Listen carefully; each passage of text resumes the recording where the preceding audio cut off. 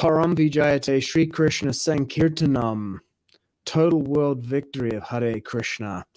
My name is Siddhapati Das, and this is Bhagavad-gita As It Is, Chapter 2, Text 14. Sorry to disappoint you if you're hoping for Isabella or Prahlad. Tonight, you've just got me. Bhagavad-gita 2.14. Let's go.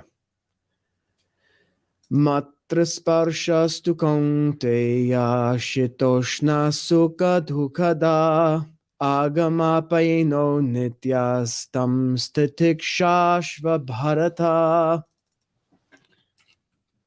Matra, sensuous, sparshaha, perception, tu, only, kaunteya, O son of Kunti, shita, winter, ushna, summer, sukha, happiness, dukkadha, giving pain, agama, appearing, apayinaha, disappearing, anityaha, non-permanent, tan, all of them, titikshasva, just try to tolerate, bharata, O descendant of the Bharat dynasty.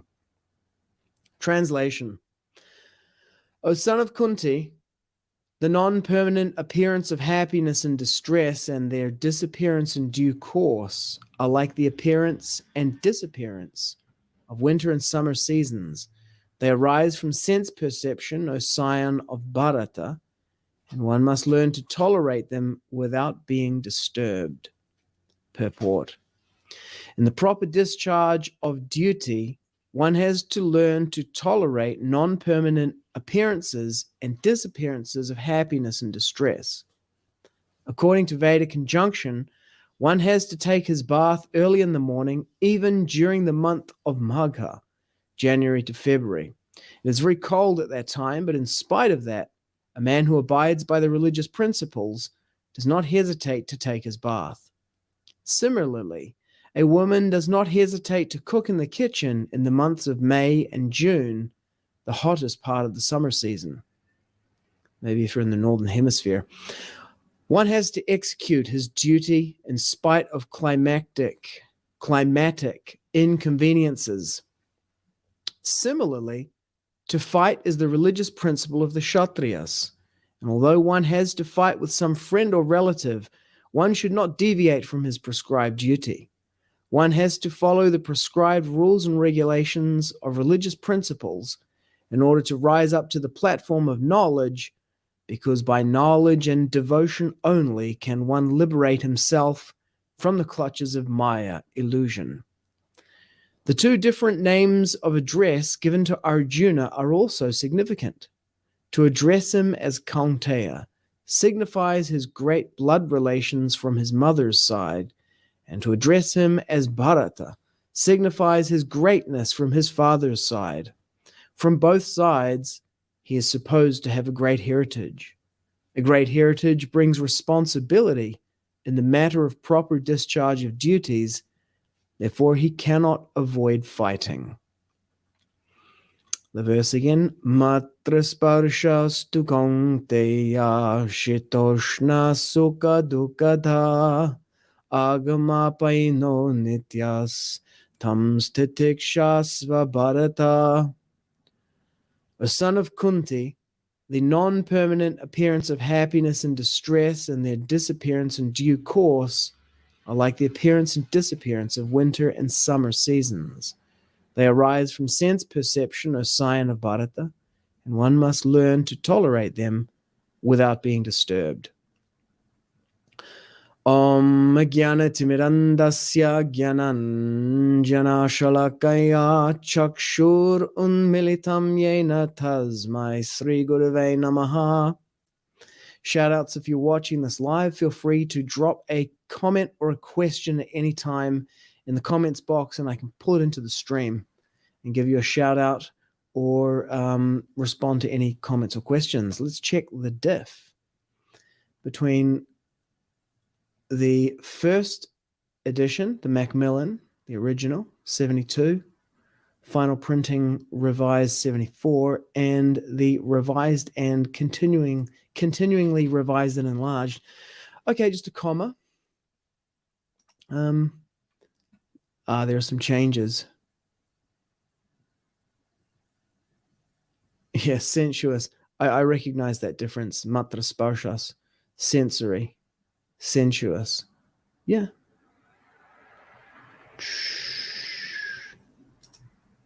Yeah, okay. Changing it after he's not there to the month of Magha. Did that get changed? In the month of Magha. I guess the only change there is it went from being italicized to not italicized, Roman. Okay, so that's the only thing that's in here. It's this comma. One has to follow the prescribed rules and regulations of religious principles in order to rise up to the platform of knowledge, because by knowledge and devotion only, one can liberate himself from the clutches of Maya, illusion. Dependent clause separated by a comma.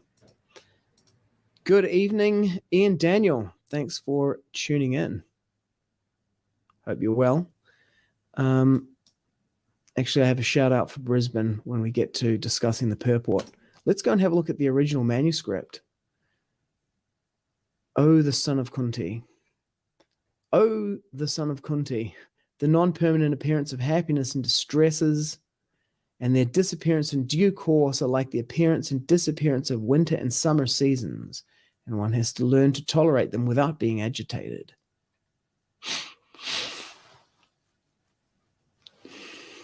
Very cool. Okay, let us consider the verse in the purport. So in the previous verse, 2:13, Krishna has said, Dehinosmin yata dehe komaram yovanam jara tata de hantara praptir diras tatra namuyate. That as the embodied soul passes in this lifetime from boyhood to youth to old age, similarly, at death, the soul obtains another body, passes to another body, and a person who's not bewildered by that is steady, or the sober person is not bewildered by that. And then he says to Arjuna that the coming and going of happiness and distress are like the appearance and the disappearance of summer and winter, non-permanent. They just come and go. So you should just tolerate them.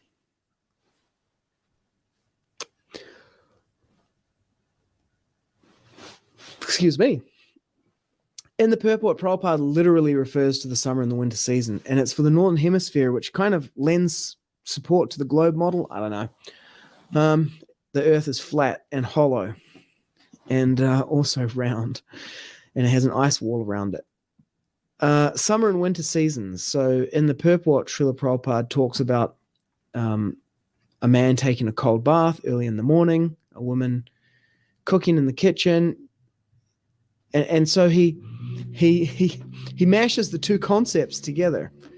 You know, the summer and the winter, they just environmental conditions, and they just come and go, and there's, you know, they just happen. It's the weather, like, and at the same time, Krishna says happiness and distress are like that. They come and they go. And so you have to tolerate happiness and distress because, you know, they just happen.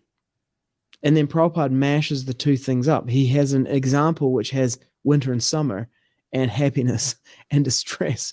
Well, really distress, you know, that in the winter, the man has to take the bath in the cold water. And then in the summer, it's great to take a cold bath.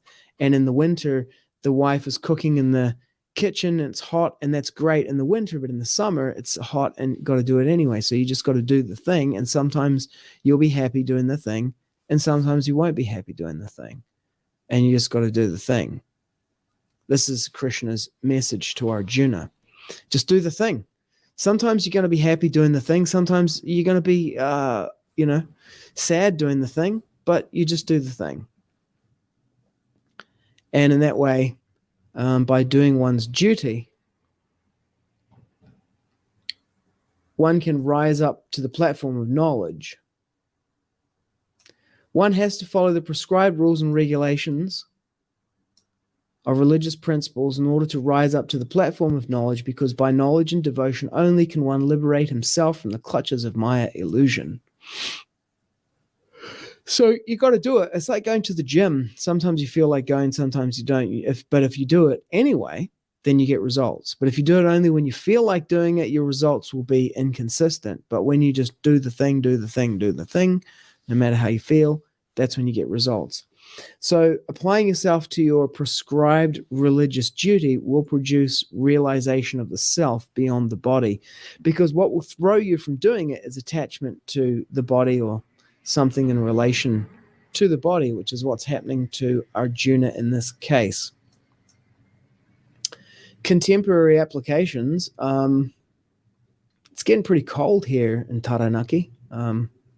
2 degrees, -1, 0, there's snow on the mountain. I often thought when living in Brisbane that it would be ideal to live in Brisbane during the winter and then in New Zealand during the summer, because the summers are quite mild here in New Zealand. They can get quite warm, but not like heat wave material 40 degrees like in Brisbane. And then at the same time, the winters can be quite cold here, but they're quite mild in Brisbane, where it's like 22 degrees during the day, 18 if it's really cold, and, like goes down to like 2 degrees at night, maybe 3. And the weather's just the same all the time there. So yeah, even with it being, and summer and winter come and go here. This is my second winter at Vishnu Premapalli. Last winter was in a tent. 17 to 18 degrees right now in Brisbane and 70% humidity. Woof. That's Brisbane for you, man. It can be a sauna. Boy, yeah, it was oppressively hot. But every place has air conditioning. Well, not every, but lots of them have air conditioning there. But yeah, last winter we did in a tent. This winter we're doing it in buildings, and we've got building underway on the land to get something more permanent there, to be there for the next winter. So here, Krishna exhorts, encourages Arjuna to take action, to not be deviated from his duty by environmental conditions. And he considers the body to be an environmental condition. Even the mind is considered to be an environmental condition, because happiness and distress actually take place within the mind. So, in the last verse, there was like the body, not being attached to the body. You get another body anyway. In this one here, it's happiness and distress. They're irrelevant. Tolerating them, performing one's duty no matter what. The example, the gold standard example for me was in 2018 competing. And then I competed in bodybuilding competitions in 2018 and in 2019. Did I compete 2019? Yeah, I competed 2019. Did I compete 2020? I think I competed at the end of 2020. September 2020, and then I competed again in April of 2021, and that's when I won the North Island Classic Physique in a natural bodybuilding competition, and that was the culmination of years of training. And following that principle of that, you just go and you train every day, no matter how you feel, and then that's what it takes. That's what it is to be a champion, to be to perform at that level. The performance on the stage at the competition is an afterthought. It's the daily performance in the gym every single day. You just out-train your opponents. Like, they missed a day, I didn't miss a day. That's what makes the difference, And one thing about that is that it makes you incredibly confident when you go there. You're like, no one has worked harder than I have. So I took inspiration from this. And I remember getting up early in the morning during the winter in Brisbane, 5 a.m., going out to the lift in the apartment building where we were with my bag and just thinking, like, this is crazy. What am I doing? I had my like prepared meal, my little overnight oats in a container in the bag. And I thought, you know what, this seems crazy for like the other people around me, like people at my work and stuff, and others who are just like living life and they're not training at the same time for these kind of athletic competitions.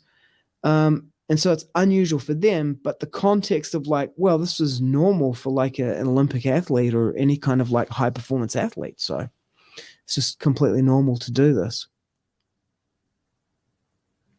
Arjuna is in a similar situation, in that he has to perform at the highest level here. This is his absolute A game. Everything is against him in this moment. And you see this kind of coaching that Krishna gives to Arjuna at this point. This kind of coaching would not be effective if Arjuna had not been following this like literally every day before this.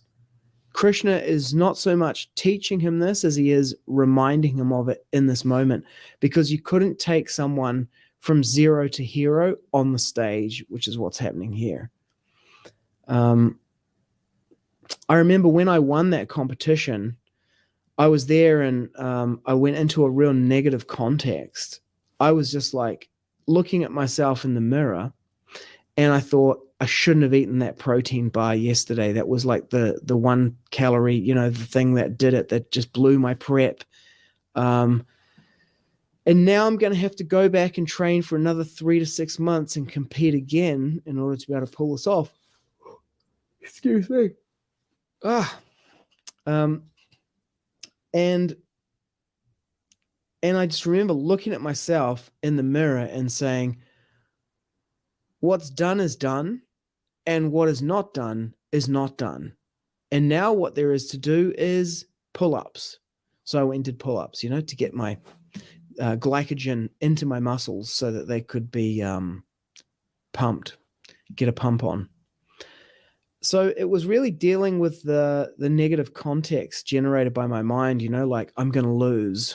And that's what Arjuna's dealing with right here. He's hit the battlefield, and now suddenly he's like, oh man, I'm going to lose. And so he's in a breakdown around that, about his mood, his automatic and unconscious prediction about the future outcomes.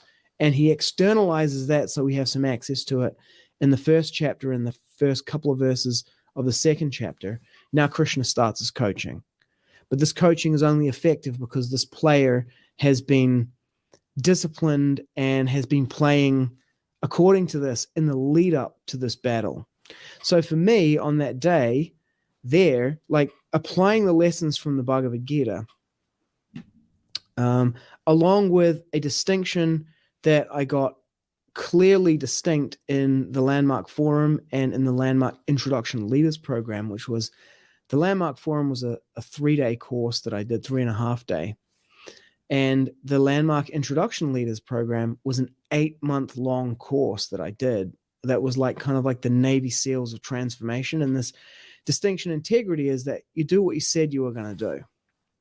And let me acknowledge that I scheduled this class for 6:30 New Zealand time, and I'm doing it at just after 10 now. I just want to acknowledge that is a lack of integrity. But yeah, the integrity. And then in the program, you just trained in being your word and dealing with when you are not your word to an incredibly rigorous level, crazy levels of rigor. Like to anything. I was on a call the other day with one of the direct disciples of Srila Prabhupada, and I called at 9:02. And I said that I would call him at 9. And I called him at 9:02 and I said, I just want to acknowledge that I'm calling you at 9:02 rather than at 9 as we agreed. Actually, I called him at 9:01, but he didn't answer. And then he answered at 9:02. And I said, I'm calling at 9:02 rather than 9 as we agreed. And he said, oh, it's essentially the same thing. And I was thinking, except if there's like a, 30-second distance to where you are and I launch first. In that case, 9 and 9:02 are definitely not the same time. Not even 9 o'clock and 9 and 1 second are the same time. When it comes to Olympic sprinters crossing the finish line. Not even 9 o'clock and 9 2/100ths of 1 second are the same time when you're operating at that level. So you start to develop yourself in operating at that kind of level, and you start to operate at smaller and smaller slices of time, greater and greater degrees of predictive accuracy about your performance, of what you can do, and what human beings are capable of is incredible. Like if I look at myself before I did the bodybuilding competitions, and then who stepped onto that stage and won the ICN Classic Physique Championship in 2021, like a world of difference. And just like the mindset, it's all mindset. That's where the battle is fought. It's fought in the mind. Yeah, there's the physical training, but that's just like to get you into the competition. But winning the competition is not a matter of physical capability and competence. That's just the entry to the competition. Same thing here on this battlefield. To get onto this battlefield and participate in it, all of these warriors have trained and trained and trained, and they've trained together, and they've trained under the same gurus, under Dronacharya. Now it's a mindset game. Who can keep their mind fixed? And later, Krishna will coach Arjuna in this concept of Vyavisayatmika buddhir ekaha kurunandana bahusakasyanantascha. The uncommitted, their intelligence is many branched, but the committed, their focus is one pointed. To give you an idea of Arjuna's training prior to this, there's a famous pastime where Dronacharya takes the Pandavas out into the woods, and then he has them aim at a bird in a tree and draw their bow back and prepare to take the shot. And then he asks each of them, one after the other, he has them do it. He takes them over there, has them do it, and he asks them, "What do you see?" And the first brother says, "I see, a tree and a bird and a tree." And he says, "Anything else?" And he's like, "Yeah, there's, the tree behind that one." And he's like, "Yeah, okay." Next guy comes up. "What do you see?" He's like, "I see the tree and the bird. And anything else?" "Nope, that's it." "Okay, next one. I see the branch that the bird is on and the bird." "Yeah, okay, next one," like this, till he comes to Arjuna. He asks him, "What do you see?" And Arjuna says, "I see the eye of the bird." And Dronacharya says, "What else do you see?" And Arjuna says, "I see nothing else." And then Dronacharya says, "Take the shot." He takes the shot, So in this way, Arjuna's focus, his training and his ability to focus. I have this book here because I do some archery. Become the Arrow.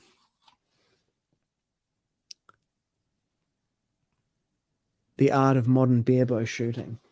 So Arjuna becomes the arrow, he becomes the eye of the bird, he becomes the target. So this is the kind of level that Arjuna has been trained at, and then on the day of, he experiences a